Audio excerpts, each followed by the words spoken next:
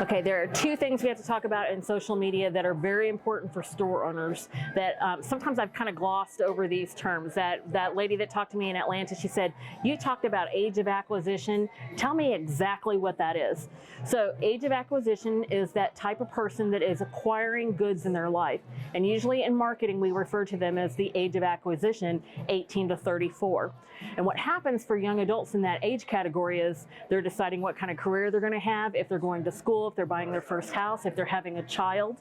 And so they start acquiring things more often than they would have if they were younger, when they were still living at home with their parents. And then after 34, when they hit that 35 mark, they start slowing down their consumption and buying of goods. So most companies and most brands are looking to reach an 18 to 34-year-old because they know that they want to build brand awareness and then eventually turn them into a loyal customer. So that's the age of acquisition, the age which you're acquiring goods. Well, her follow-up question to me was a very good one. She said, and what exactly do people in age of acquisition want? Well, they want the same things that an older consumer wants too. They want quality. They want to make sure that they have something that's a hot new product. But the difference is how we reach that person. And so all marketing is all about reach and frequency, how often you reach them and what message you're delivering.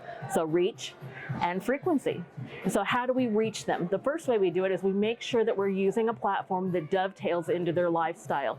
And so if it's a younger person, 18 to 34, they're spending hours on their phone, whether that's going to be an Instagram, Facebook, TikTok, whichever social media platform that you happen to use, sometimes on Pinterest, although Pinterest is generally a little bit older consumer. The other thing is the way that we talk to that person. So you might not talk to that person the same way that you would talk to an older consumer.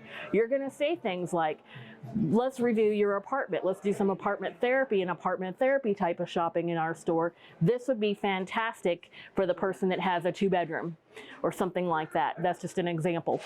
We don't want to talk down to them by any means, but we want to be talking about their lifestyle and how they're living and how our products can fit into their life. It's the same products. We can walk around here in Melrose. There's not like that product's for a younger person, that product's for an older person. It doesn't really work that way. It's how we present that product to them and the means in which we put that product in front of them that matters. The other aspect about reaching the age of acquisition is knowing exactly what your ADI happens to be. And that's another term that we in marketing, we talk about your ADI all the time. And so your ADI is your area of direct influence. And what that means is your area of direct influence is not the same as somebody across the country or in any other store, and you need to figure out what that area of direct influence happens to be. So I happen to live in the Quincy, Illinois, Hannibal, Missouri area, and that area consists of about 9 different counties that come and shop in the largest city.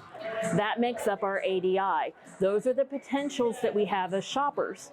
So in my particular ADI, there's 240,000 consumers. Now there's only 40,000 people that live in Quincy proper. So it's not the population, it's the amount of shoppers that you have total. Men, women, all ages. That's your ADI. Then once you've figured out what your ADI is, you can figure out, well, how successful am I and am I saturating my market? What's my potential? Now we're talking to brick and mortar stores, local stores that are pulling people in. And maybe you happen to be in a touristy area and you're pulling in consumers that come and visit your area too. That needs to be factored into your area of direct influence marketing.